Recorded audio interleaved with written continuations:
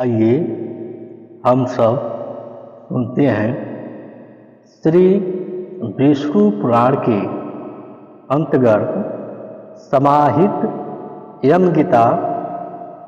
उन्हीं में से एक है, यम के दूत किन मनुष्यों से सदैव दूर ही रहते हैं।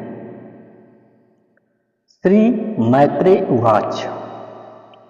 श्री मैत्रेय जी बोले, हे गुरु, मैंने जो कुछ पूछा था वह सब आपने यथावत वर्णन किया। अब मैं एक बात और सुनना चाहता हूँ, वह आप मुझसे कहिए। हे महामुनि, सातों दीप, सातों पाताल और सातों लोक, ये सभी स्थान जो इस ब्रह्मांड के अंतर्गत हैं, स्थूल, सूक्ष्म, सूक्ष्मतर, सूक्ष्मातिसूक्ष्म सूक्ष्म तथा स्थूल और स्थूलतर जीवों से भरे हुए हैं। हे मुनि सत्तम, एक अंगुल का 8वां भाग भी कोई ऐसा स्थान नहीं है जहाँ कर्म बंधन से बंधे हुए जीव न रहते हो। किंतु हे भगवान, आय के समाप्त होने पर ये सभी यमराज के वशीभूत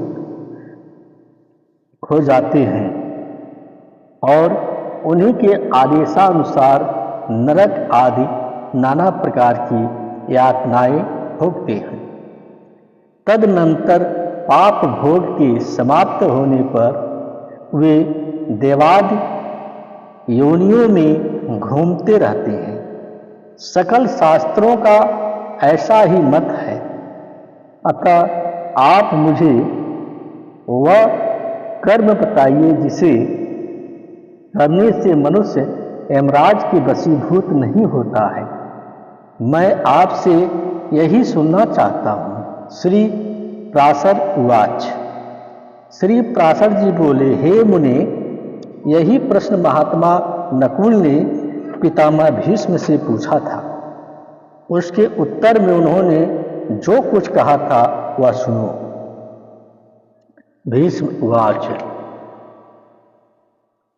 भीष्म जी ने कहा, हे वत्स, पूर्व काल में मेरे पास एक कलिंग देशी ब्राह्मण मित्र आया और मुझसे बोला, मेरे पूछने पर एक जाति अस्मर मुनि ने बतलाया था कि ये सब बातें अमुक अमुक प्रकार की होंगी। हे वत्स, उस बुद्धिमान ने जो जो बातें जिस प्रकार होने को कही थी वे सब ज्यों की त्यों हुई। इस प्रकार उसमें श्रद्धा हो जाने से मैंने उससे फिर कुछ और भी प्रश्न किए और उनके उत्तर में उस द्विज श्रेष्ठ ने जो जो बातें बतलाई उनके विपरीत मैंने कभी कुछ नहीं देखा। एक दिन जो बात तुम मुझसे पूछते हो वही मैंने उस कलिंग ब्राह्मण से पूछा। उस समय उसने उस मुनि के वचनों को याद करके कहा कि उस जात स्मर ब्राह्मण ने यम और उनके दूतों के बीच में जो संवाद हुआ था वह अति गूढ़ रहस्य मुझे सुनाया था। वही मैं तुमसे कहता हूँ। कालिंग बोला, अपने अनुचर को हाथ में पास लिए देखकर यमराज ने उसके कान में कहा, भगवान मधुसूदन के शरणागत व्यक्तियों को छोड़ देना, क्योंकि मैं जो विष्णु भक्त नहीं है ऐसे अन्य पुरुषों का ही स्वामी हूँ। देव पूज्य विधाता ने मुझे यम नाम से लोगों के पाप पुण्य का विचार करने के लिए नियुक्त किया है। मैं अपने गुरु श्री हरि के वशीभूत हूँ, स्वतंत्र नहीं हूँ। भगवान विष्णु मेरा भी नियंत्रण करने में समर्थ है। जिस प्रकार सुरवर भेद रहित और एक होकर भिन्न कटक मुकुट तथा कड़का आज के भेद से नाना रूप प्रतीत होता है, उसी प्रकार एक ही हरि का देवता मनुष्य और पशु आदि नाना विधि कल्पनाओं से निर्देश किया जाता है।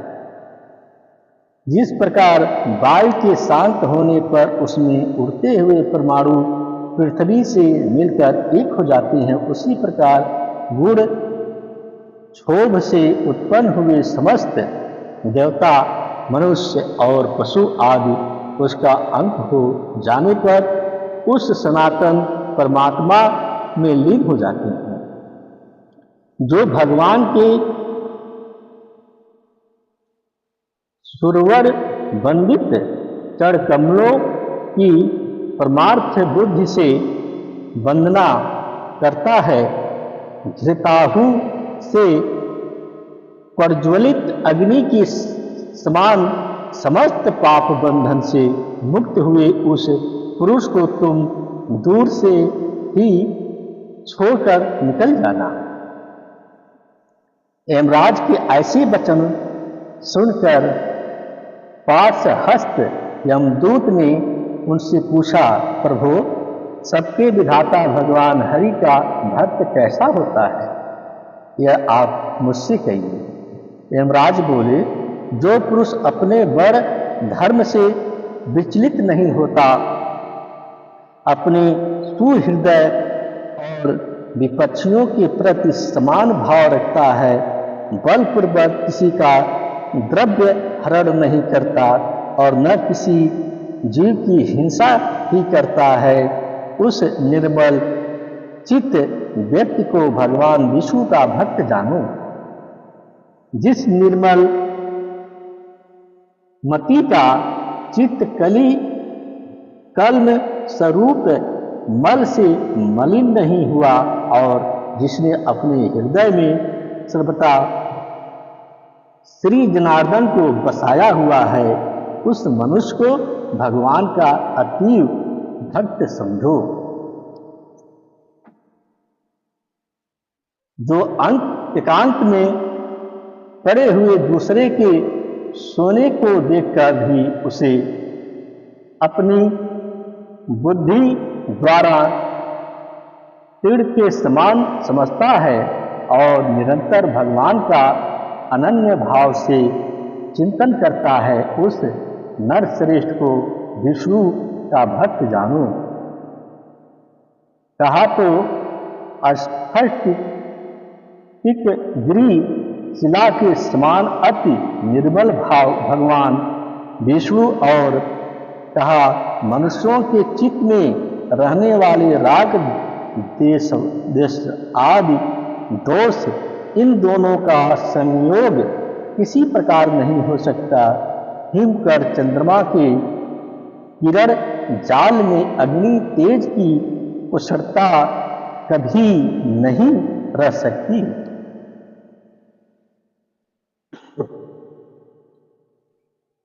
जो व्यक्ति निर्मल चित्त, मातर से रहित, प्रशांत शुद्ध चरित्र, समस्त जीवों का सुहृद, प्रिय और हितवादी तथा अभिमान एवं माया से रहित होता है, उसके हृदय में भगवान वासुदेव नर्मदा सर्वदा विराजमान रहते हैं।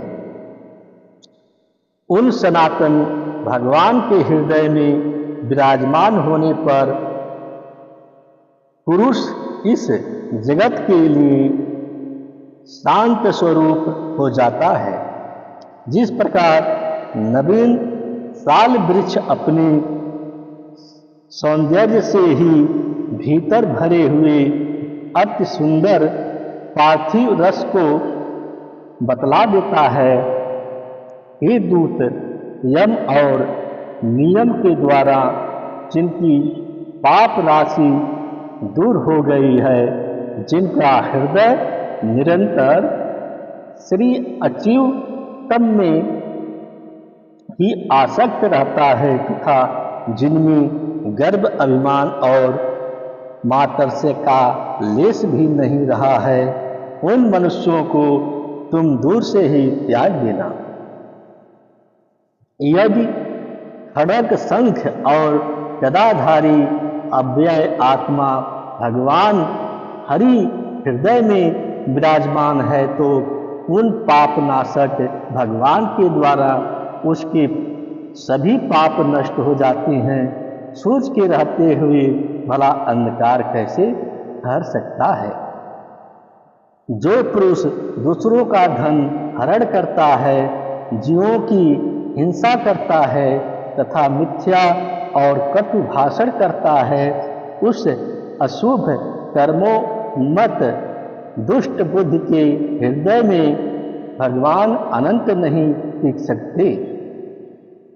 जो कुमत दूसरों के वैभव को नहीं देख सकता, जो दूसरों की निंदा करता है, साधु जनों का अपकार